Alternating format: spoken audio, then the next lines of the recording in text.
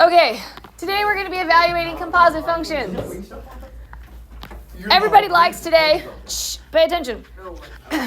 Everybody likes today's lesson. No one likes domain. So I know you didn't like yesterday's lesson with the domain of composites, but today is a good day.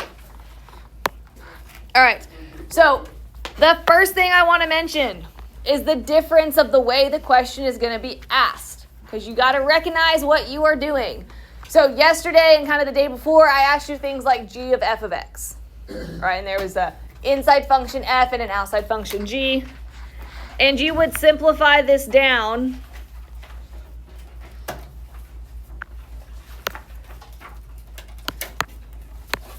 to be a function. So your answer was a function. Well, today I'm going to give you like g of f of -4. So you're going to have numbers in there. So if you have a number in there, you would evaluate it or simplify it down to be a number. All right, so if it has an x, you should have x in your answer. If it has a number, your answer should be a number. Does that make sense? All right, and we're going to look at these three different ways. We're going to look at it algebraically, which is with actual functions. We're going to look at graphs, and we're going to look at tables where it just gives you a bunch of numbers. All right, we're going to have to solve these composite functions those three different ways. All right, so first three examples, algebraically. And we're going to work from the inside out. So we got to first figure out what g of 2 is. So I'm going to go to my g function, and I'm going to plug 2 in. So I've got 2 cubed plus 2, which is? 10. Now what's still on the outside that I haven't done anything with? F. So F is still out there. I haven't taken care of the F now. That I figured out what the inside is, I can figure out what f of 10 is. So I'm going to plug 10 into the f function. So 2 times 10 minus 4? Yes. So my answer is 16.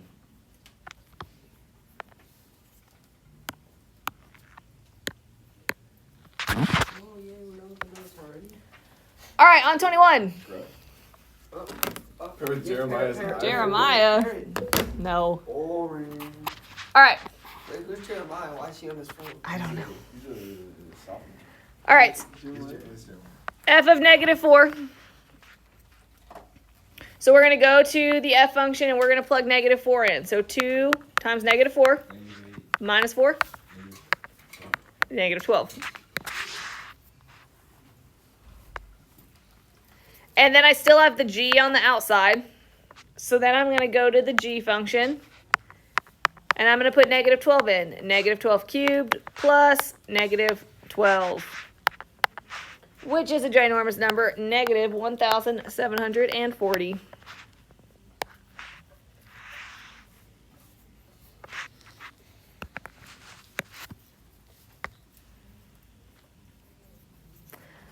All right, and then my last one here, g of g. So I'm going to start with the inside. I'm going to figure out what g of -3 is. Bless you. Bless you.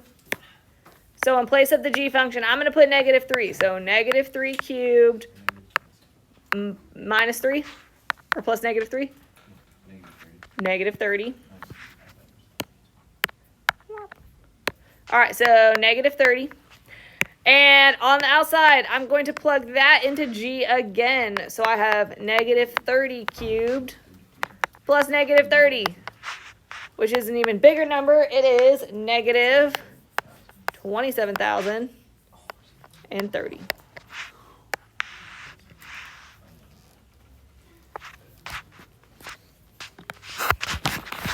All right, so solving composites algebraically.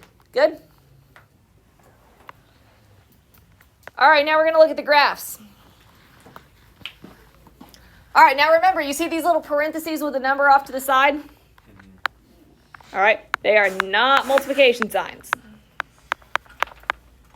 All right, that does not mean multiply. You are not multiplying by 3. It means of 3, which means x equals 3. All right, it's f plus g of 3.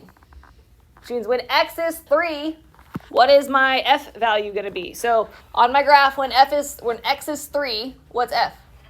2. 2. Plus, for g, when x is 3, what is g? 1. 1. And then what is 2 plus 1? 3. 3. I don't get it. How'd you get 3? This? 3? Yeah. 2 plus 1? Yeah, but. I don't get it. It's because in both graphs, the G graph is. Yeah, but. The 2 plus the 1. But because it's 3, whatever. Like, When x is 3, what's the y value? Whoa. What? I was talking about 2 plus 1. I don't know Yeah. what you're talking about. So, it's f plus g of 3. So on both the graphs where x is 3, what is the y? And then you add It's them. 3? No. So the y on f of x, the y is, or the x is 3, so the y is 2. So then you're gonna add that to g of x, where the x is 3, the y is 1. Oh, yeah, I get that part. I got that part. So then, I what do was you, asking about 2 plus 1. those are the y values. Yeah, but it equals 3. Yeah. Because you add them together. Just go get a grub. All right, we're going to move on. All right. Oh, that is over. The next one, f over g. So we're dividing now. Of 0. So we're finding the values when x is 0. So on the f graph, what's the value when x is 0? 4. 4. On the g graph, what's the value when x is 0? 4. 4. And 4 divided by 4 is? 1. You guess that's easy? All right, on 27. Do you see the little open circle? Composite. Composite. So I'm going to start off by getting rid of the open circle and putting parentheses. Now, when you're doing composites, you work from the inside out. So we're going to start with the inside, g of 4. What is g of 4? 0. 0.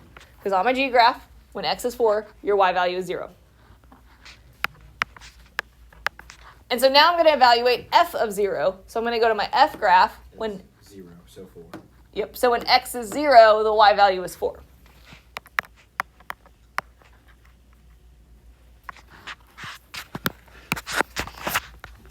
All right, on 24, is that a composite? No, it's multiple. No, they're multiplying. What's my x value? 1. 1. So when x is 1, what is f? 2. 2 times when x is 1, what is g? 3.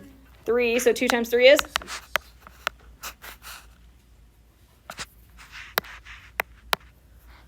All right, on the next one, we're subtracting. So when x is negative 1, what is g?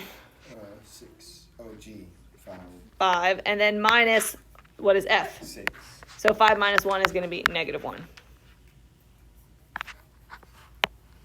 And then my last one, another composite. So I'm going to start off by making that into parentheses. No, 5 minus 6. I said 5 minus 1. No, whatever. Sorry, 5 minus 6, which is negative 1. What is f of 2? 0. 0. All right, so on the f graph, when x is 2, the y value is 0. And then I'm going to go to g of 0, which is 4. 4. All right, so pulling points from a table, or I mean not from a table, from a graph. Are we good with that? Yeah. Awesome. Now we got a table. Oh, it's this one. All right, so we're going to work from the inside out. So I'm going to first throw up some parentheses. G2. All right, so when x is 2, G is 0. g is 0. So that's going to turn that into f of 0. Is 2. And then when x is 0, Oh, that's fine. what is your f value? 2. 2. You just got to cross multiply. All right, on the next one. When H is 1.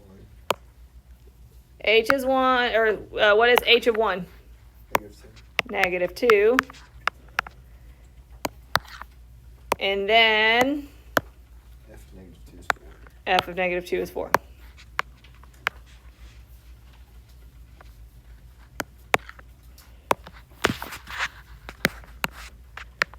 All right, g of negative 1. So when x is negative 1, what is your g value? 2. 2. And then h of 2 is 7. 7.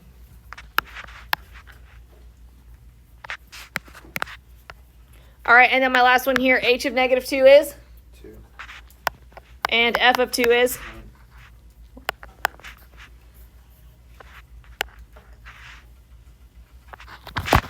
Okay, so from a table. Yes?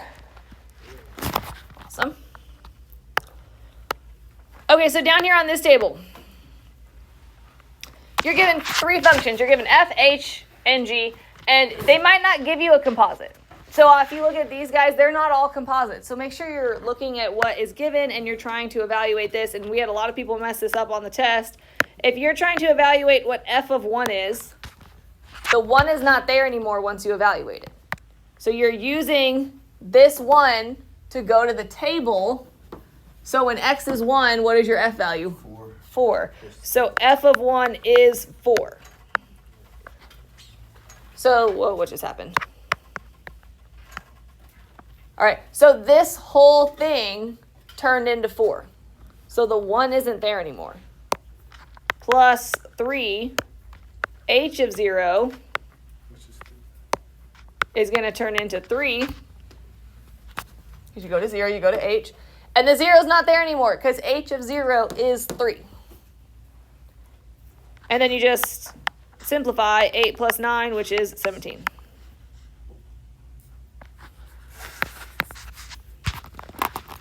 All right, now in 34, this one has a lot of parentheses and it has a lot of things going on. So we're just going to work from the inside out.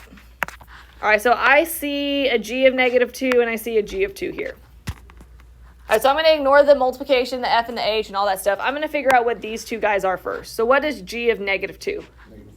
Negative 1. What is still on the outside of that? The h. Times by, what is g of 2? 1.5. Negative 3. Oh, sorry. And what's on the outside of that negative 3 still? F. The f. So now you're evaluating h of negative 1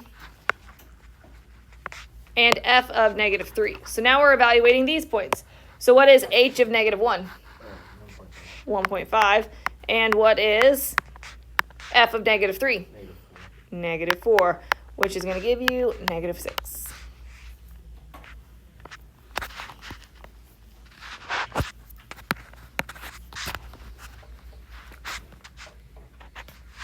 All right, so over here we're dividing. So what's f of 3? 8. 8. And then the 2 is still in the front because that's just being multiplied. You'll see there's 2 in the front there that's just hanging out. And then what's h of negative 2? 0.5. They're not going to cancel because it's not 2. So 2 times 8 is going to be 16. And then 16 divided by a half is going to 32. Oh. Because you're divided by a half. Yep. If it was divided by 2, it'd be. But. All right, we're still using the table. So 36 says if k of x equals the absolute value of 3x minus 4, for what value of x is k of x equal to f of g of 0? All right, so there's a lot of stuff going on, but let's just figure out what we can. We can figure out what f of g of 0 is. So from your table, what is g of 0? 1. What is f of 1? 4. So now that I figured this out, my question is saying, when does k of x equal 4? Well, what do you know about k of x? Yeah, it's the absolute value of 3x minus 4. And now you have an absolute value equation, which we solved at the beginning of the year. We got to split this up into 2 different equations. What's going to change signs? This 4 here. So the 4 on the outside, whatever is inside the absolute value stays the same. So then you're going to add 4, divide by 3. So one of my answers is 8/3. Do the same thing on the other side, add 4, divide by 3, and another answer is 0.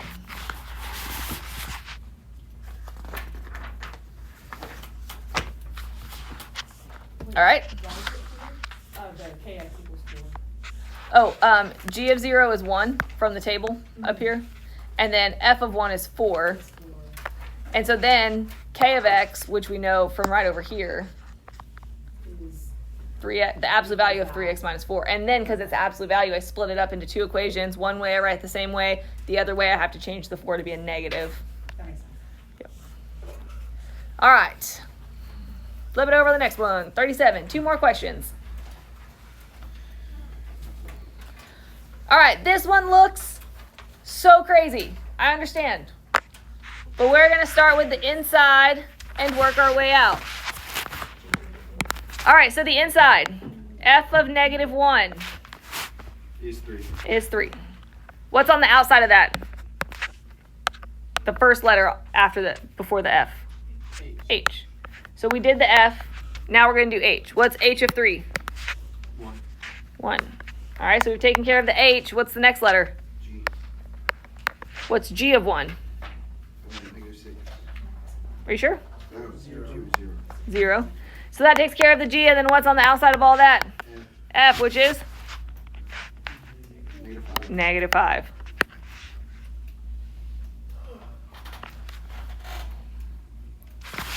So see, it wasn't even that bad, just lots of parentheses and lots of numbers. All right, now for the word problem, and you do have a couple word problems on your homework. So I have the number of N of bacteria in a container of leftover food stored in a refrigerator where T, capital T, is the temperature of the food in degrees Celsius. That can be modeled by N of capital T, and it gives me this equation. So this here is my equation for N. When the container is removed from the refrigerator, the temperature is given by this guy right here, where T is the time in hours. Find the composite function N of T and explain its meaning in context of this scenario. All right. So we got to figure out what the T is, the T of T. We're going to figure out what the inside is first. What is going to be represented by T of T? 5T plus 3. All right, here's, well, what do you mean? No, we're not going to write the domain part. Yeah, we just write the 5T plus 3. And where are you going to put 5T plus 3? 60 T squared. Yes, right here in place of these T's. So I'm going to write 60, and then in place of that T, I'm going to put 5T plus 3. It's being squared minus 140. In place of that T, I'm going to put 5T plus 3. And then I have plus 76. And that is going to give me an expression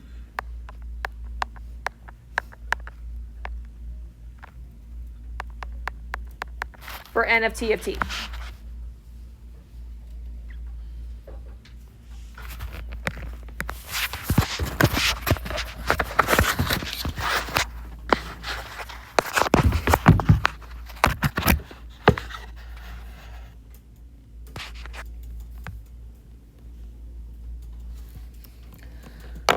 Okay, so now it says explain the meaning and context of this scenario. All right, so this expression is the expression for N, right? N is the very, very outside. N is what it's going to be telling me.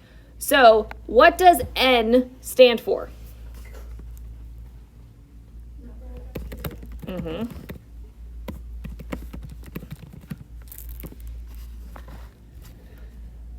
The number of bacteria in the container. What is the variable in my expression? So at T hours. All right, it's not temperature anymore. It's at the certain number of hours. So this equation right here, the two variables are the number of bacteria and the time in hours. Does that make sense? So that's what it's representing. So that equation is, we don't have to do anything else to it. Nope. Yeah.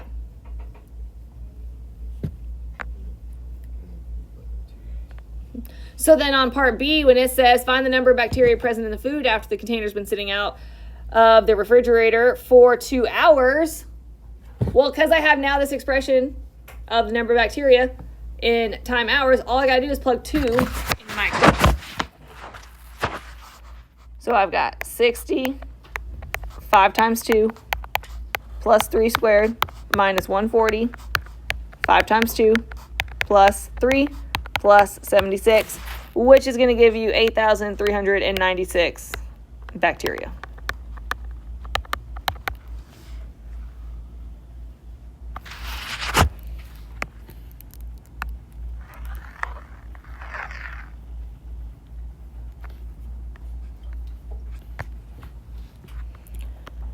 All right, and then the very, very last question, what is the domain? So looking at my composite function, which is this guy right here.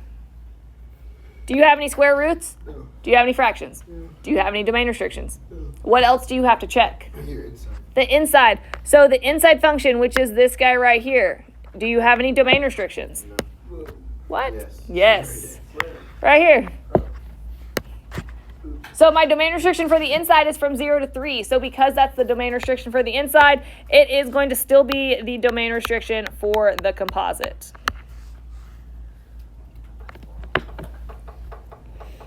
All right. Questions? I don't get my